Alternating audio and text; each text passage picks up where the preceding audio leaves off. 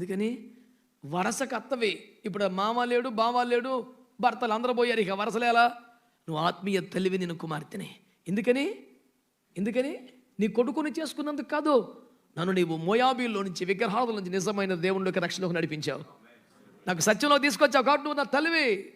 అమ్మా, ఎవని పొలంలో కనికరము పొందుతూ నా పొలానికి వెళ్ళిపోతానమ్మా అని అడిగితే, నా కుమారి వెళ్ళు అనింది.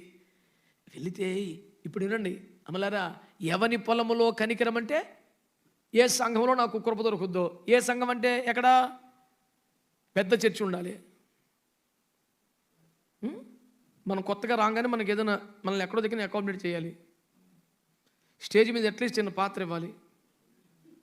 ప్రార్థన రాకపోయినా ప్రార్థన ఇవ్వాలి. బైబిల్ చదవలేకపోయినా బైబిల్ రీడింగ్ ఇవ్వాలి. నాకు రోజుకో చర్చి, రోజుకో రాష్ట్రం, రోజుకో జిల్లా కదా, నా జీవితం తిరుగుతూనే ఉంటానుగా. ఓ చోటకు పోతే